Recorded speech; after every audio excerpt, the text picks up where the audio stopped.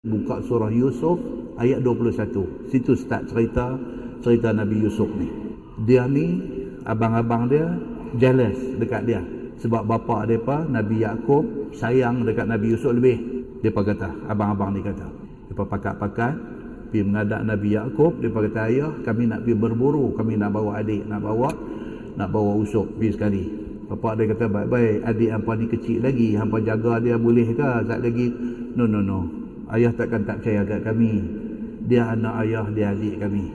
Nabi Yaqub pun kata tak apalah bawa. Bila bawa apa mereka buat? Mereka ambil budak ni, mereka masuk dalam telaga. Mereka ambil baju adik mereka, Nabi Yusuf ni. Mereka ambil darah binatang lumuk. Ini cerita dalam Quran. Ini bukan Israeliat, ini cerita dalam Quran. Bidamin kazib, dia kata dengan darah tipu.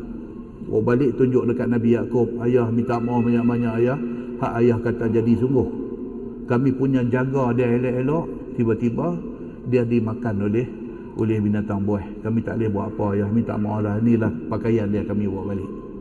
Walhal apa mereka buat dekat Nabi Yusuf? Mereka buang dalam telaga. Satu rombongan lalu nak cedok ayam, angkat naik Nabi Yusuf. Allahu Akbar, ni budak ni anak siapa, tengok siapa pun tak ada. Budak segak comel. Ini Quran cerita. Mereka pun ambil bawa pergi ke Mesir. Mereka jual Nabi Allah Yusuf alaihi salam ni kepada pembesar negeri Mesir. Mailah pada ayat 21 ni dia kata apa? Pembesar negeri Mesir ni bila dia beli Nabi Yusuf daripada mereka ni, dia kata kat bini dia. Ini cerita dalam Quran. Akrimi mathwahu asa an yanfa'ana aw nattakhidahu walada. Dia kata kat bini dia kata ni, hang jaga budak ni elok-elok. Mana tahu satu masa esok dia bagi manfaat dekat kita. Ataupun paling-paling tak ada, kita boleh buat dia jadi anak angkat kita. Lepas itu Quran sambung cerita tu apa dia? Isteri pembesar Mesir ni sudah tak boleh kawal perasaan dia. Dia tengok Yusuf ni handsome young man. Segak handsome, dia tak boleh tahan. Quran cerita. Quran kata apa?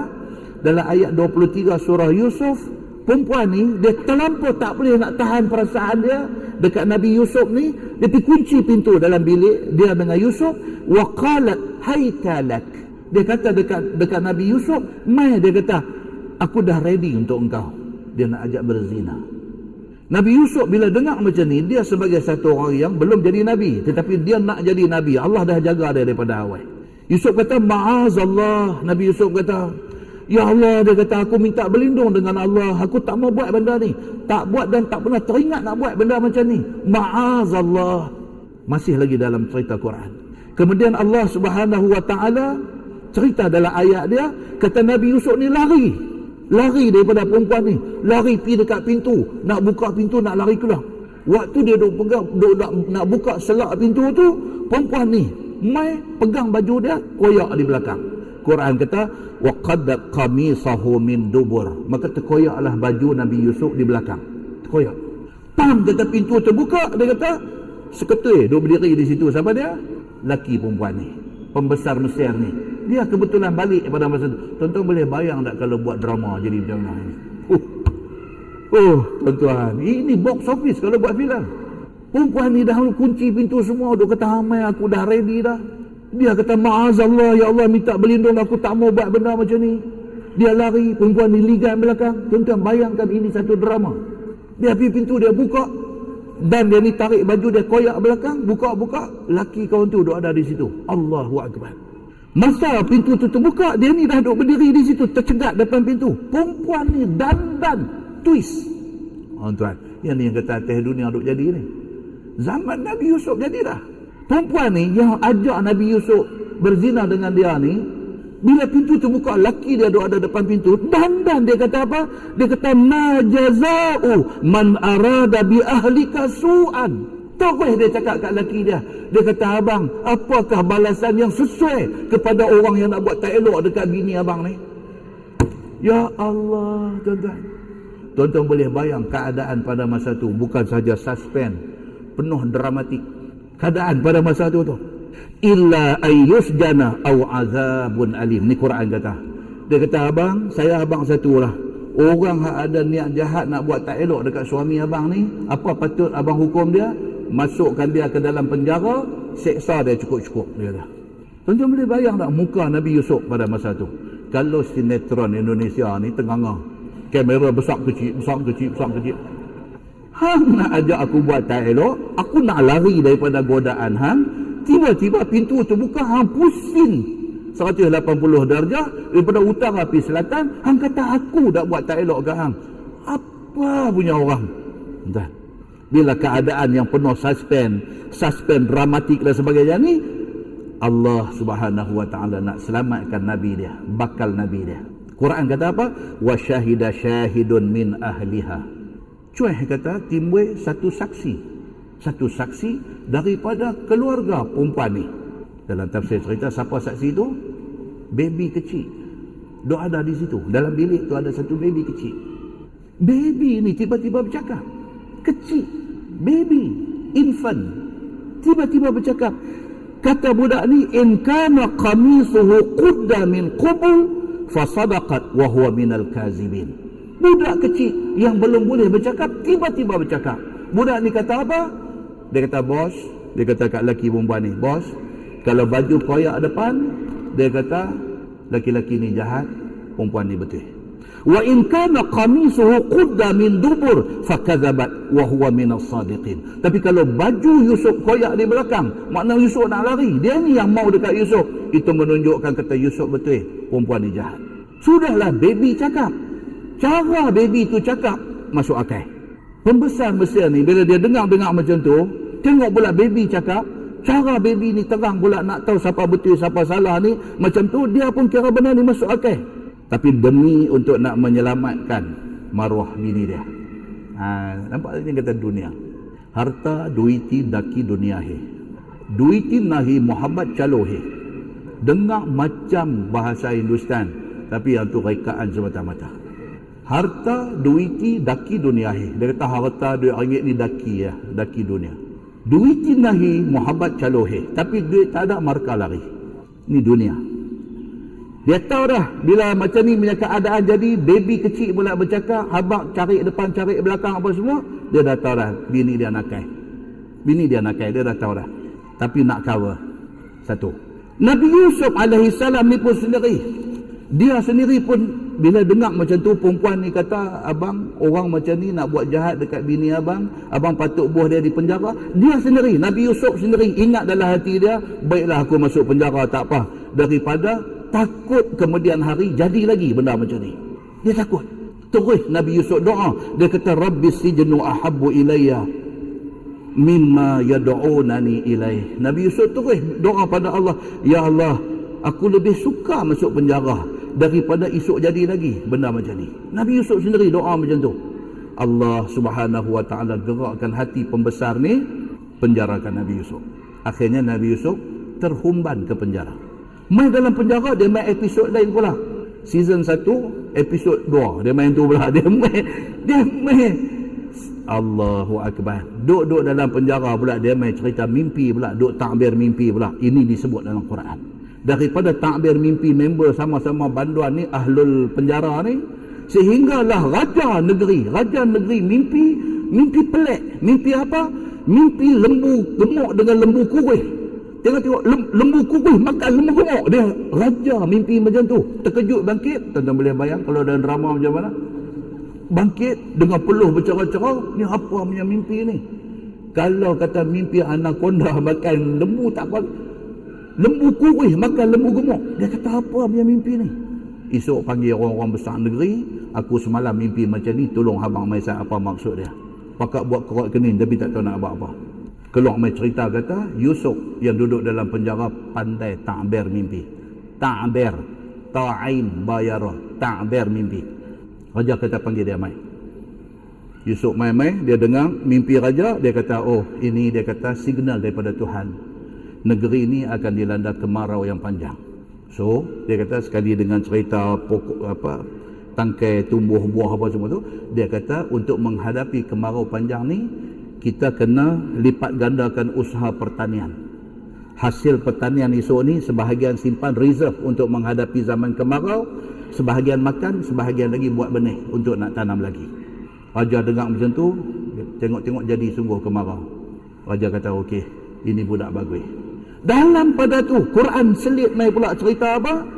Isteri Al-Aziz ni, isteri kepada pembesar Mesir ni tadi, yang tadi buat fitnah dekat Nabi Yusuf ni, dia hidup di dalam guilty conscious. Dia hidup dalam rasa bersalah.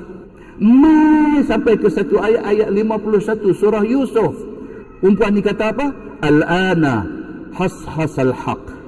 Ana rawadathu an nafsih wa innahu laminas sadiqin. Dia duk nak hidup dalam keadaan rasa bersalah ni tak boleh. Akhirnya satu hari dia mengaku, dia confess benda ni di depan semua orang. Dia kata, pada hari ni, sekarang ni, aku nak bagi tahu perkara yang sebenar. Dia kata, yang selama ni duk tersembunyi, orang tak tahu, orang duk ingat kata Yusuf ni jahat. Hari ni saya nak cerita betul-betul. Ana rawadathu an nafsih. Sayalah sebenarnya yang goda Yusuf. Dia kata, saya yang buat.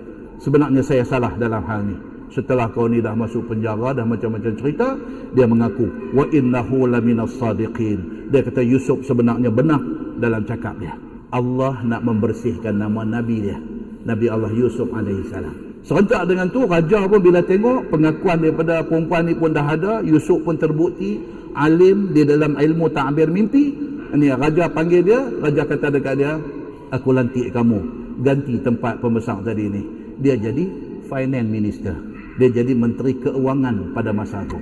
Bila dia duduk aja di bangku tu, dia buat kerja, ternyata Yusuf memang pandai buat kerja. Sehingga akhirnya dia dilantik menjadi Raja Mesir. Baik, cerita ni dia berakhir di situ dalam Quran. Dia habis tentu ya. Baca lagi tak ada dah. Cerita pasal Yusuf, pasal perempuan ni semua dah tak ada dah. Tapi dalam kitab tafsir dia mai cerita-cerita ni lagi. Dan benda ni bukan mai cerita tepi jalan tak. Dia mai di dalam kitab tafsir. Di antaranya ialah tafsir Al-Baghawi, tafsir Al-Tabari, tafsir Al-Qurtubi. Dia mai apa? Dia kata baik, perempuan ni, Imra'ah Aziz, isteri kepada pembesar Mesir ni, perempuan ni nama dia Ra'il. Dia kata Ra'il, Ra alif ain ya lam, Ra'il. Bukan Zulaikha. Dalam tiga tafsir ni, tafsir Baghawi, dalam tafsir Tabari dengan tafsir Qurtubi, dia kata nama perempuan ni, isteri pembesar ni ialah Ra'il. Dia kata mai pula dalam tafsir Al-Baydawi, dia kata Ra'il ataupun Zulaikha. Dia kata baru timbul nama Zulaikha. Dia mai pula di dalam kitab Al-Bidayah wan Nihayah, dia kata Zulaikha ataupun Zalikha. Dia main satu nama lain pula. Zulaikha ataupun Zalikha, itu bukan nama, itu gelaran kepada isteri pembesar negeri. Itu gelaran. Zulaikha atau Zalikha, itu gelaran. So Imam Ibnu Katsir, ni dalam tafsir Ibnu Katsir, Imam Ibnu Katsir dia kata apa? Dia kata itu semua adalah pendapat ahli tafsir berdasarkan kepada riwayat-riwayat Israiliyat. Dia kata cerita nama dia tu pun, nama dia Ra'il ke, Zulaikha ke, Zalikha ke, apakah, ini semua pun tak ada dalam nas, tak ada. Melainkan itu pendapat ulama-ulama tafsir. So Imam Ibnu Katsir dia ambil satu stand. Dia kata apa? Di dalam kitab Al-Bidayah wan Nihayah, dia kata yang terbaik kita hindari, kita jauhi daripada terlibat dengan cerita-cerita yang tak ada dalam Quran hadis ni. Kita jauhi daripada benda tu. Itu lebih baik. Itu pendapat Imam Ibnu Katsir. Dia kata apa? Rujuk kepada hadis Nabi SAW. Hadis daripada Abi Hurairah radhiyallahu anhu. Dia kata kana ahlul kitab yaqra'una at-Taurah bil Ibraniyah. Nabi kata ahli kitab, sama ada Yahudi ataupun Nasrani, mereka baca kitab mereka dengan bahasa Ibrani. Wa yufassirunaha bil Arabiyah li ahli al-Islam. Mereka baca, mereka terang balik kepada orang Islam ni dengan bahasa Arab. Faqala Rasulullah sallallahu alaihi wasallam. Nabi kata apa? La tusaddiqu ahlal kitab wa la tukadzibuhum. Dengan cerita-cerita ni, mengaku kata betul pun jangan, nafi pun jangan. Nabi kata, ini cerita. Cerita ni boleh jadi betul, boleh jadi tak betul. Kita jangan piduk kata betul pun jangan, piduk kata tak betul pun jangan. Sebab mungkin betul, mungkin tak betul. Nabi kata, wa qulu, dan katalah amanna billah wa ma unzil. Kata kami beriman dengan Allah dan apa yang Allah buat turun. Cerita ni bukan Allah buat turun, yang ni hampa punya cerita. Kami beriman dengan Allah. Hak ni kami dengar saja. Kami tak kata tak betul dan kami pun tak mau membetulkan benda ni. Jadi dalam soal-soal Israiliyat ni macam tu. Kita tak tahu sejauh mana betul, sejauh mana tak betul. Imam Ibn Katsir kata tak usah piduk sangkut lagi bagus, pasal benda ni tak ada sabit daripada ayat Quran ataupun hadis Nabi. So kesimpulan dia apa dia? Dia kata kalau riwayat Israiliyat itu bertepatan dengan Quran dan hadis, kita terima. Tapi kalau cerita Israiliyat itu bertentangan dengan Quran dan hadis, kita kena tolak. Yang ketiga, kalau riwayat tu tak clear, Quran dan hadis pun tak membenarkan ataupun menafikan, kita tawakuf. Tawakuf ni maksudnya apa? No comment. Percaya pun tidak, nafi pun tidak. Itu kesimpulan dia dalam hal-hal Israiliyat. Nah, wallahu a'lam.